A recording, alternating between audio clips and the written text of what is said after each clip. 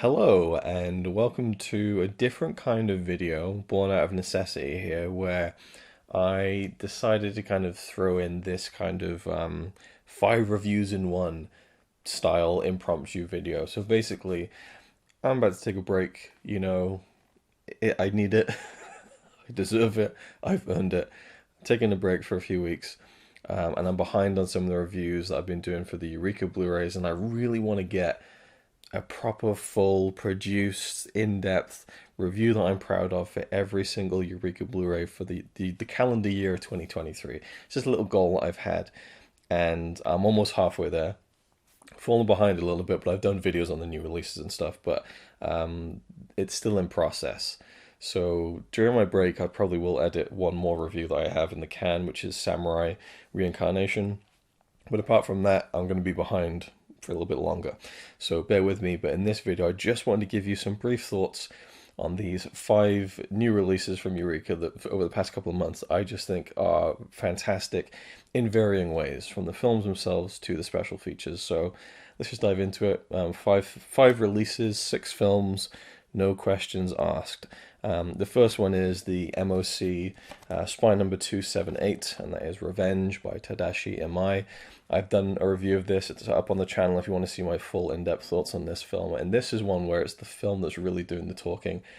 This is fantastic. Don't sleep on it, because it's a film I'd never heard of before, and for me, it's up there with the great samurai films. It's a really interesting samurai film that isn't about these noble samurai warriors who are like so cool and calm and collected and badass. This is about like a proper dispute. This is about like a kind of there's a little petty incident that happens and it completely gets blown out of proportion, and there's bloodshed, and the main character, he's not your typical samurai, and I really, really like that. Some really good performances, but really the story itself I thought was phenomenal. So I would highly recommend Revenge. And a fantastic Tony Stella cover there. Like, I love his work, and I love that he's working with Eureka a lot. So yeah, there wasn't a whole lot in terms of special features here.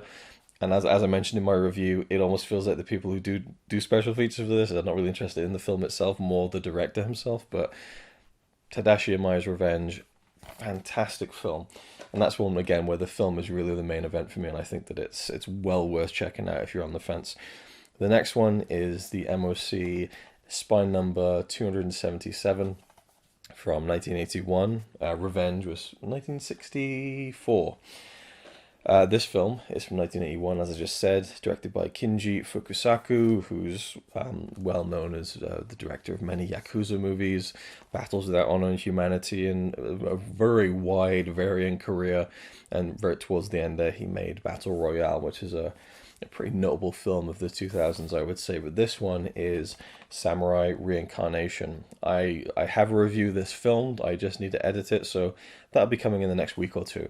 But just to briefly go into the thing that I enjoyed the most about this was the audio commentary by Tom Mez, who gives a really interesting perspective on the historical characters who appear in this film, and he talks about the actual uprising, the Christian uprising in Japan that this film is kind of taking bits of and kind of fictionalizing it, and we have this very strange and surreal story in which this leader, this kind of Japanese leader of the Christian Revolution, is killed, and he comes back to life, and he then realizes he has this power to bring people back from the dead, and so he goes and kind of creates his own rogues gallery of like all these like classic historical figures in Japan, Musashi Miyamoto being one of them, and they're all going to kind of fix the wrongs that were kind of laid down on their lives when they were alive, and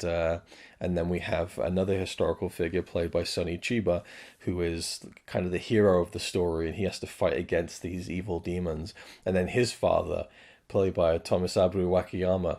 The cast in this is unbelievable. Ken Ogata playing Masashi Miyamoto. It's a phenomenal cast. There's some really great imagery in this, but again, the commentary was fascinating to me to hear some of the true real life stories. And I think, did he do the booklet as well? No, that was Jonathan Clements. Yeah, I'm pretty sure this is one with the booklet. It's just the whole history of Japan is so fascinating to me, and again, it makes me wish I could just, absorb all this stuff and take a class in Japanese history, but it's stuff I don't have the time nor the money for. But you get a little taste of it in something like this, and so I really enjoyed the film. But I love the commentary by Tom Mez, where he really dives into he really knows his stuff, and the Tokugawa period and the shogunate of the time and how that ties into this story. I just thought it was a really good commentary. Loved the release. Gorgeous slipcover. Yeah, so look out for my full review of this coming soon. This one has a different cover on the inside as well, which reminds you of some of the older MOC covers. It's quite a simple one, and the simple font at the top there. So yeah, it's Revenge is a far better film because these two came out in the same month, and it was kind of like a Japanese samurai double bill, but they're two incredibly different films, and I much prefer Revenge as a movie. But this is very striking, and there's a duel at the end of this set in a burning castle that is like, it's so cinematic, so dangerous, and just brilliant. Anyway, look out for my review of that coming soon. The next one here is another Japanese film. It's actually very heavily weighted in the Japanese cinema world, which I didn't really think about before filming this video, but I'm not mad about it either. This is from 1973, directed by Junya Sato, Golgo 13. So we have Ken Takakura playing this manga character who is a ruthless hitman. And in this film, he ends up going to Iran to assassinate someone, and it kind of turns into a bit of a James Bond movie. And I thoroughly enjoyed this. I was really surprised by it. I wasn't sure where it was going. And then I realized it's kind of like a dark James Bond. There's no charm to him. There's no levity to him, but he's just this deadpan, like it's almost like a Buster Keaton James Bond. There's zero expression there, but he's a badass, right? He's so cool. And the commentary on this one is by Mike Leader and Anna Venema, who do almost all the commentaries for the Hong Kong releases that Eureka put out. And so I'm accustomed to hearing them talk about Hong Kong films. It was nice to hear them do a commentary of a Japanese movie, but and I'll talk about this when I do my full review for sure.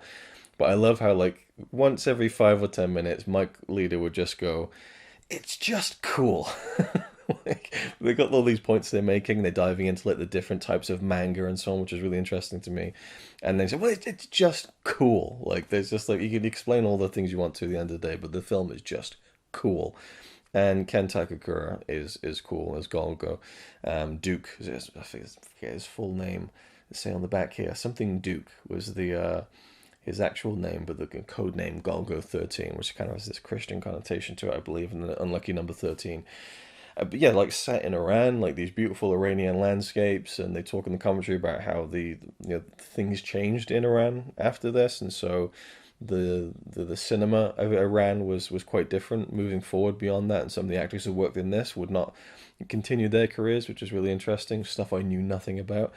Some gorgeous cinematography towards the end of the film, and I just really enjoyed it. It was an incredibly watchable film. Like, I was just like, it breezed by. It was really entertaining and surprisingly really good action towards the second half as well.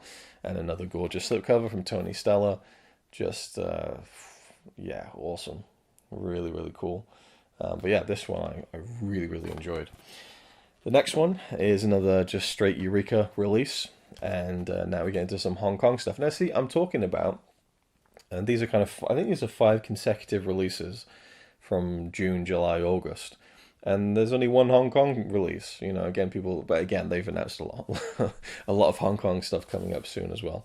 But we get into that discussion on the channel time and time again about whether or not Eureka are just like bombarding us with, Hong Kong movies. But I'm certainly not mad about that if they continue to do so. And as I've kind of debunked a little bit, that they're not really fully doing that, if you look at the broad calendar of their releases in recent memory. Anyway, this one is 2 films from 1987 by Taylor Wong. We have Rich and Famous and Tragic Hero. This film, or these films, plural, stars Chow Yun-fat, Alex Mann, I want to say. Why isn't he credited on the back? He certainly should be amongst the other two. I think it's Alex Mann and Andy Lau. Oh, it is, yeah, Alex Mann, Andy Lau, Chow Yun-fat. And it's these 3 central characters, Godfather-style story about these two brothers who get involved in the world of crime in Hong Kong, and Chow Yun-fat plays a kind of triad boss who is very welcoming to these young whippersnappers, and he takes them under his wing, and it shows you that kind of relationship between the three of them as it evolves over many years, over a couple of decades actually, which is why there's two movies. It was split into two parts, and I'd seen people talk about this online, saying like it was good, but like the first one's a bit boring. The second one picks up the pace of the action and stuff. So I went into this with middling expectations. I don't know why. I absolutely loved these films. I just thought they were fantastic. Like, are they Godfather level? No. But I loved it. I was so wrapped into these characters and this story. My only criticism would maybe be that one character takes this turn, and it is so full bore in that direction. It almost feels a bit too black and white. But either way, it was performed brilliantly. I thought like the two shades of it were just so good. I was just so wrapped up in it. The first film I loved, that was the one with the least amount of action. I think that's probably my favorite of the two. But this tragic hero, once you get to that third act, holy shit! There's explosions. There's people getting blown up for real. It's fucking nuts. But the story is what grounds it. The story is what makes it interesting. I love Andy Lau. I really like Chow Yun-fat. Alex Mann, I don't think I've seen before. The three of those play really interesting characters. They're all different, and then there's a really good supporting cast as well. And Rich and Famous sets this story up of how these two kids got involved in this life of crime, and then how they can't really get out of it, and how it's changing their relationship because they're both vying for the attention and kind of approval of Chow Yun-fat's character. And then the sequel follows with the fallout of an event that takes place in the end of the first film. And so it's a great two-part story. I absolutely loved it. I would have loved to have seen it be a trilogy. It almost was a trilogy. There was a potential of or discussions of maybe going back and doing a kind of prequel film with Chow Yun-fat's character and showing his rise to be the kind of mob boss. But one thing about it that's kind of interesting is that with the two films and everything, is that the sequel was released first. So really, it's a prequel. The first film was a prequel, even though it's the first. It's a bit of a mix and mash. No, a mix up. I'll leave all of this in for free. It's a mashup. It's a mix up. It's mix and match. I don't know. I was doing so well. I thought I was doing so well. I was really rattling along there with no cuts needed up until this point in the video. I won't even put a cut in there. I will leave all that stumbling and fumbling in for free, as I always tend to do. Well, not always. I cut out a lot of shit, but trust me. Yeah, it's really intriguing, just that behind the scenes story where they cut into two parts, went back and filmed more stuff to beef up the first part, which really adds one of my favorite parts of Rich and Famous, which is a character who's played by I don't want to get his name wrong, but he was like a huge canto pop star and still is. And in the commentary on the first film, Frank Jen goes into this guy's career, and this incredible musical career. I think he's released like 115 albums or something ridiculous. But he's a huge character to me in the first film, and that was a reshoot character, which shows you what you can do with the power of going back and fiddling around with things. But the fact that they released the second film first, and then you go back and watch the prequel, which I guess has been done, but I don't know if that must have been done somewhere. But like the idea of shooting two films back to back, and although I guess in their minds it was one, and I don't know what the actual cutoff period was of where they decided to split it into two and it'd be too long, because in Hong Kong at the time you wouldn't really have films longer than 90 minutes. I guess that's the decision that was made to cut this into two. Anyway, I get into this. I really can't wait to do a full review of both of these films. I'll do two separate videos. I love the commentary, but there's a fantastic bit in it, and I'll talk about this in my main review as well, where Frank Jiang, love him. He does some great research and rattles along so much information. And he only does one commentary on this release for Rich and Famous, and he says that this commentary will cover both films, but it really only covers the first film.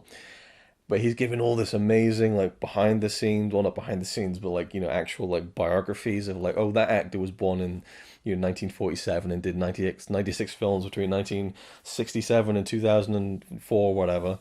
And he's got all this detail. And then he gets to Andy Lau, who is a fairly notable figure in the Hong Kong the world of cinema. And Frank just goes, Well, with Andy Lau, you can just look him up for yourself. I was dying laughing that he just got to the point where he's like, I'm done with this. He's like, just look him up for yourself. So that really made me laugh. And he then goes into a few of the films he's notable for, but he doesn't do a full breakdown of Andy Lau. But yeah, so that that was a fun part of the special. I haven't finished all the special features on this one yet, so that's why again the review hasn't been filmed. But I thought the commentary was great. The films were fantastic. I'll show you the cover very briefly on the slip, and you do get a nice continuation of this art style on the inside, and you get essentially posters for both movies, which I thought was a really nice touch, given that it's a two-pack. So we have Rich and Famous there, and then on the back we have Tragic Hero. Tragic Hero, I mean, a brutal movie. There were 2 points where I literally just went, and I just gasped, and I was like, "No!" And I was so shell shocked. Like it really, and it wasn't even anything particularly graphic, but just the implications of some of those moments that really surprised me and came out of nowhere. Yeah, man, this packs a punch. The first film sets it up beautifully, and the second one really hammers it home. And I'll talk about it in much more detail in the future. I'll probably do some really long videos on that because I really love those films so much. And then finally we have spy number 279 in the Masters of Cinema series, Buster Keaton in Three Ages. Revisiting this film was an absolute blast. It's a new 4K restoration, I believe. No, it's not. I thought it was. I think it is. It's a heavy restoration. It's the Cohen Film Collection restoration. Either way, it's the best this film is likely to ever look, because it's, I think, probably the one feature film in Buster Keaton's filmography that has aged the worst. The print is in quite a substantial state of disarray. There's a lot of damage to it that is just unrepairable. It's hugely watchable, and it's not like the damage is there all the time, but there's a few bits where it just creeps in, and you know there's nothing they could do about that. So it's not as crisp as some of the other transfers. And to be honest with you, when I rattled through all of his films from the 1920s and loved all of them, Three Ages kind of fell to the bottom of that pile, really. It gets lost in the shuffle in my head. It's like, oh yeah, it's the film where Buster does the three different, time periods. You got the Roman era, the Dawn of Man, caveman era, and then the modern era, and it's three very similar stories. And it's kind of cute and fun, but it's not really top shelf Keaton. I'd forgotten that this includes one of the best and most famous Buster Keaton stunts of all time, and so that was something that I couldn't believe that was from that. But also, this is hilarious. It's such a good film. Like the gags, there's just some really simple stuff in it that I just thought was brilliant. Like I really was belly laughing. There's a bit where a random character is kind of announcing the weather, and this is in the Roman times. He's got a chalkboard, and he's like, "Fair and warmer," I think is what he writes, is in like the weather's fair and warmer. So he gets his chalkboard out. He goes to head outside the outside of the building, and there's just snow everywhere. And he's stumbling around. And he's putting his hand away, and there's snow coming down on him and stuff. And he pulls the chalkboard around, and he wipes it off, and then he scrolls again, and then he hangs it on the side of the building. And it just says snow. Just the simplicity of a gag like that, I thought was brilliant. Or even like Buster's competing for the attention and the love of a girl in all three of these stories that are interwoven throughout the film. And there's a more successful, wealthier, more well looked upon member of society who's also vying for the same attention. And usually they kind of focus on the financial differences between the two. Buster's character being destitute, just has nothing, and then this kind of rival has everything made for him. And in the modern era portion, the girl's mother's like, well, come on now, let's see what you guys have got. And Buster's rival pulls out his checkbook, his kind of banking little book, and it says First National Bank on the front, as you would expect. And she has looking, and she's like, oh, And this is all conveyed through body language and stuff, which is beautiful. And but you really, it's so artfully done. A really good silent film is so impressive because it conveys so much without really that much dialogue. very sparse on the intertitles on this one, and so this woman, this the mother of the girl, is just like, wow, this is really impressive, you know. And then she looks at Buster and she's like, well, come on, now let's see how much money you got. And Buster's like looking around in his jacket, like, what have I got? You know, you almost imagine him pulling out the pockets and some flies flying out. But he's got his own banking book and he hands it over to her. You look at the front and it says, it says Last National Bank on the front. It's so stupid, but it just really made me laugh. And I just thought, here's a film that's 100 years old and it still works today. It's so funny. And beyond that, I haven't gone into all the video extras, but I've listened to the commentary, and David Kalat's audio commentary on this is absolutely brilliant. I probably put it in one of my favorite audio commentaries that I've listened to. You know, it's so succinct. Obviously, the film is only 70 minutes long. He goes into so much detail about Buster, and you know, I'm a huge Buster Keaton fan. I don't know everything about him. I know the broad strokes of his career and everything, but you know, there were so many more details that were filled out in my kind of mind of his story that were just literally from his beginnings in vaudeville with his family and the borderline child abuse going on there on stage and stuff, and how that set him up for, you know, his toughness and his kind of affinity towards physical gags on camera when he started making films, and then that monster run of feature films that he made. And I didn't know too much about the contracts that he had in terms of how many short films he made every year, and then splitting that into doing feature films and transitioning over to that. This is his first kind of feature film with the contract that he signed where he would make 2 feature films every year. So it's a very notable film in that respect as well. But, you know, David Kalat, he goes into so much detail. There's a really fascinating story. I'll talk about it more in the full review of this, which I can't wait to do. Suffice it to say, I was excited about this release because it's Buster Keaton, and I love Buster Keaton, but I was surprised how much I really enjoyed coming back to this film. There's just so many funny gags in it, and then the commentary is just stellar. It's really fantastic. Here's another look at the slipcover in close-up there. And I've also done a video about this release, like going into the booklet and everything, and also showing you the entire Buster Keaton collection in the Masters of Cinema range. I would highly recommend this if you don't have 3 Ages already. And another cover on the inside there showing Buster in the caveman times. So yeah, and there's so many other extras on here. It's really staggering. So they've done an amazing job. But I really just love the David Kalat commentary. I almost would want to listen to it again. It was that good.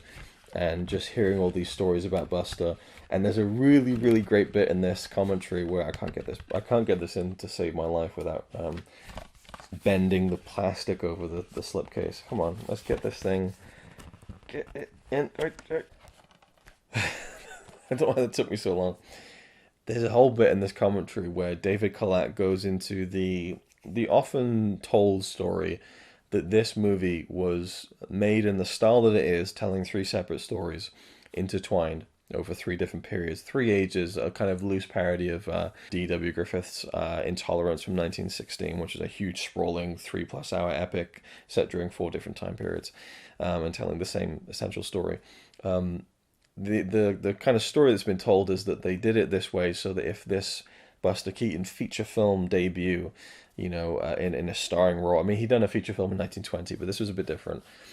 If this didn't go well, they could then cut the film into 3 short films and then release them and still make their money back, you know, because it is kind of 3 separate stories that they could take out, recut, and release as short films. And David Kalat roundly, succinctly, and expertly completely debunks that. In like, he goes through every possible way you can debunk it. He's like, right, logically, factually, historically, and it's one of the greatest throwdowns I've heard in a long time, where it's just like, that's it, that's the final word, here's why. And it's really fun to listen to and makes all the sense in the world. And I'd heard that story and just kind of believed it because it sounded likely, but he really lays out how that wasn't the case and couldn't have been the case. So great stuff. Anyway, that's my thoughts there on those 5 releases. I really feel like they're nailing it this year. Every release has been phenomenal. It really has been. And, you know, some of the films I enjoy more than the others, of course, but there's always something, whether it's an extra or it's a perspective or it's a story. And that to me is really just like the value that I love to get out of physical media. So so happy with these 5 releases. Can't wait for the next 5 releases. I already have in the Andre Zhuavsky box set, which I'm really keen to dive into. But yeah, I will try and get to these reviews as soon as I can, but I do need the break. So I will be taking that and maybe chipping away a little bit of editing throughout. But that's pretty much it. So thank you for watching. Let me know if you've picked up any of those releases, what you think of them, any kind of Eureka chats. I just finished reorganizing this whole shelf, so I now have my full Masters of Cinema collection up to spine number 279, which is this release, which is really cool. So it goes from the very top to the very bottom. Almost the entire unit is now filled with the whole Masters of Cinema collection. So it'll be really exciting to eventually see that number 300 on the end of there. And just, I wonder if, I don't know, part of me wonders if they'll stop it at 300, you know, because it would be amazing to reach that number, considering the kind of company that they are, in comparison to some of these other bigger ones like Criterion that far surpassed, 1,000 spines. But I hope it's an exciting one. Spine number 300, I wonder what it could be. We'll find out in the next couple of years, I guess. Hopefully, fingers crossed. And that's pretty much it. Thank you for watching. Hope you enjoyed, and I will see you in the next one.